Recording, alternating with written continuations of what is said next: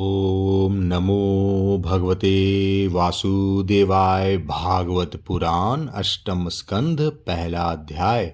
मनवंतरों का वर्णन। राजा परीक्षित ने पूछा, गुरुदेव, स्वयंभू मनु का वंश विस्तार मैंने सुन लिया। इसी वंश में उनकी कन्याओं के द्वारा मरीचि आदि प्रजापतियों ने अपनी वंश परंपरा चलाई थी। अब आप हमसे दूसरे मनुओं का वर्णन कीजिए। ब्राह्मण ज्ञानी महात्मा जिस जिस मनवंतर में महामहिम भगवान के जिन जिन अवतारों और लीलाओं का वर्णन करते हैं, उन्हें आप अवश्य सुनाइए। हम बड़ी श्रद्धा से उनका श्रवण करना चाहते हैं। भगवान विश्वभावन भगवान बीते हुए मनवंतरों में जो जो लीलाएं कर चुके हैं, वर्तमान मनवंतर में जो कर रहे हैं और आगामी मनवंतरों में जो कुछ करेंगे, वह सब हमें सुनाइए। श्री सुखदेव जी ने कहा, इस कल्प में स्वयंभू आदि 6 मनवंतर बीत चुके हैं। उनमें से पहले मनवंतर का मैंने वर्णन कर दिया। उसी में देवता आदि की उत्पत्ति हुई थी। स्वयंभू मनु की पुत्री आकुति से यज्ञ पुरुष के रूप में धर्म का उपदेश करने के लिए तथा देवहूति से कपिल के रूप में ज्ञान का उपदेश करने के लिए भगवान ने उनके पुत्र रूप से अवतार ग्रहण किया था। परीक्षित, भगवान कपिल का वर्णन मैं पहले ही तीसरे स्कंद में कर चुका हूँ। अब भगवान यज्ञ पुरुष ने आकुति के गर्भ से अवतार लेकर जो कुछ किया उसका वर्णन करता हूँ। परीक्षित, भगवान स्वयंभू मनु ने समस्त कामनाओं और भोगों से विरक्त होकर राज्य छोड़ दिया। वे अपनी पत्नी सत्यरूपा के साथ तपस्या करने के लिए वन में चले गए। परीक्षित, उन्होंने सुनंदा नदी के किनारे पृथ्वी पर एक पैर से खड़े रहकर 100 वर्ष तक घोर तपस्या की। तपस्या करते समय वे प्रतिदिन इस प्रकार भगवान की स्तुति करते थे।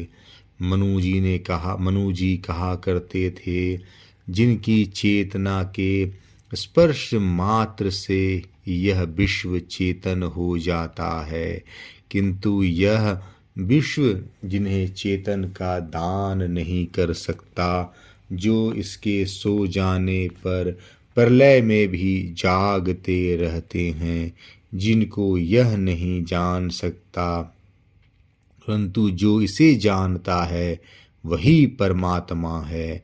यह संपूर्ण विश्व और इस विश्व में रहने वाले समस्त चर अचर प्राणी सब उन परमात्मा से ही ओत प्रोत हैं।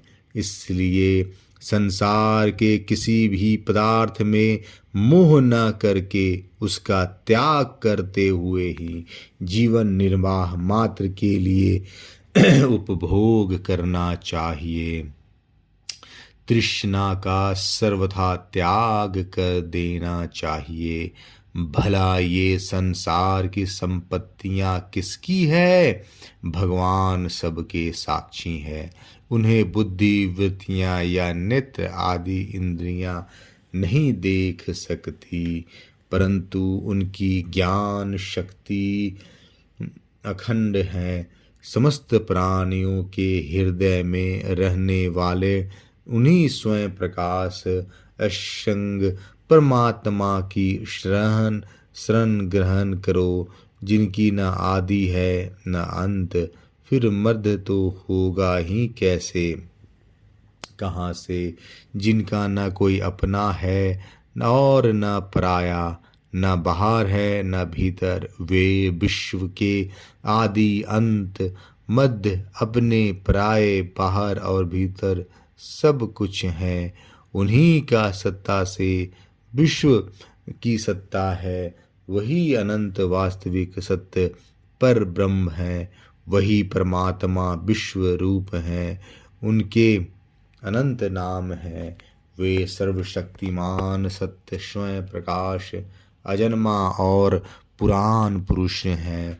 वे अपनी माया शक्ति के द्वारा ही वृष्टि सृष्टि के जन्म आदि को स्वीकार कर लेते हैं और अपनी विद्या शक्ति के द्वारा उसका त्याग करके निष्क्रिय सत्य स्वरूप मात्र रहते हैं। इसी से ऋषि मुनि नैष्कर्म स्थिति अर्थात ब्रह्म से एक तत्व प्राप्त करने के लिए पहले कर्म योग का अनुष्ठान करते हैं।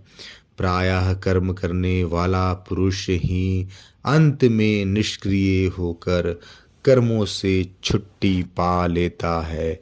यूं तो सर्वशक्तिमान भगवान भी कर्म करते हैं, परंतु वे आत्मलाभ से पूर्ण काम होने के कारण उन कर्मों में आसक्त नहीं होते। अतः उन्हीं का अनुसरण करके अनासक्त रहकर कर्म करने वाला भी कर्म बंधन से मुक्त हो रहते हैं। भगवान ज्ञान स्वरूप हैं, इसलिए उनमें अहंकार का लेश भी नहीं है। वे सर्वतः परिपूर्ण हैं, इसलिए उन्हें किसी वस्तु की कामना नहीं है। वे बिना किसी के प्रेरणा के स्वच्छंद स्वरूप से ही कर्म करते हैं।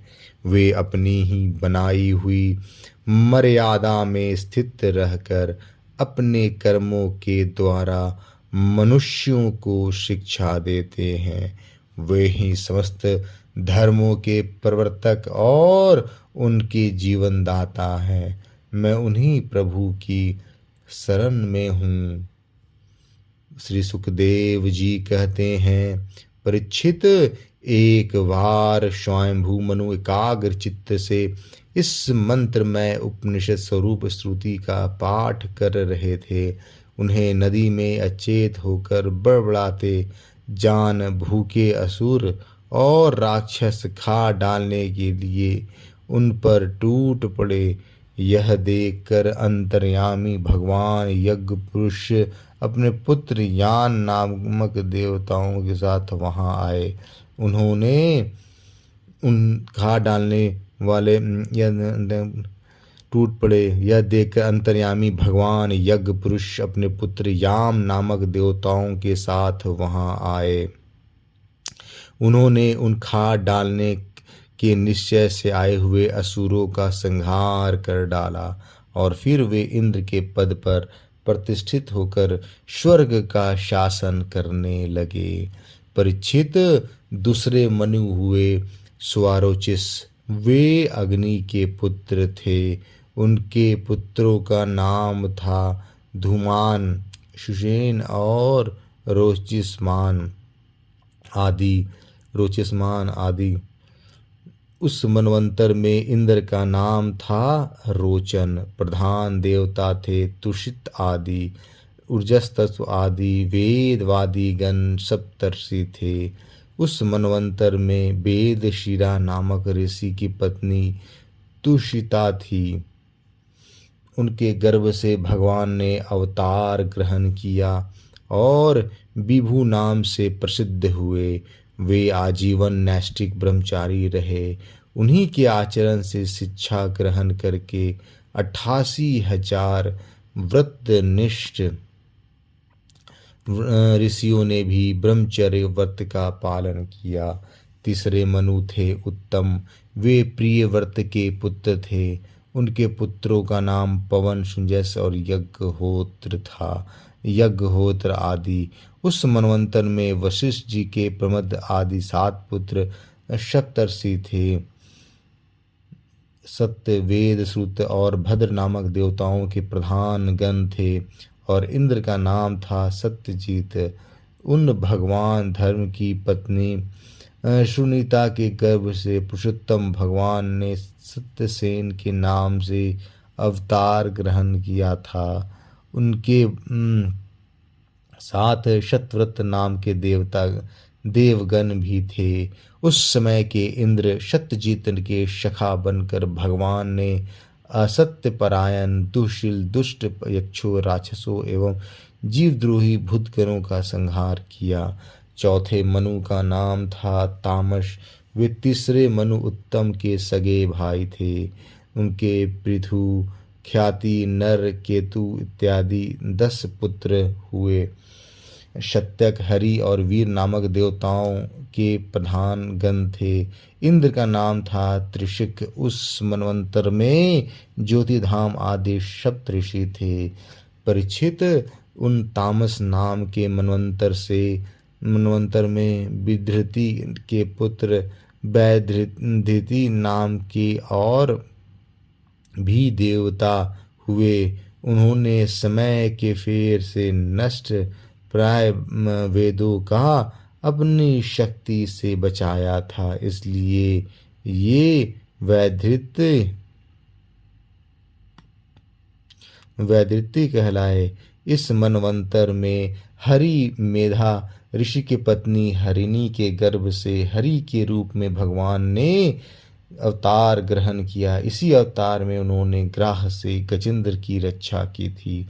राजा परीक्षित ने पूछा, मुनिवर, हम आपसे यह सुनना चाहते हैं कि भगवान ने गजेंद्र को ग्राह के फंदे से कैसे छुड़ाया था। सब कथाओं में वही कथा परम पुण्यमय, प्रशंसनीय और मंगलकारी और शुभ है, जिसमें महात्माओं के द्वारा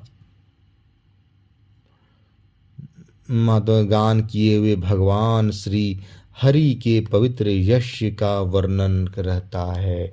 सूत जी कहते हैं, शौनकादि ऋषियों, राजा परीक्षित आमरण अनशन करके कथा सुनने के लिए ही बैठे हुए थे।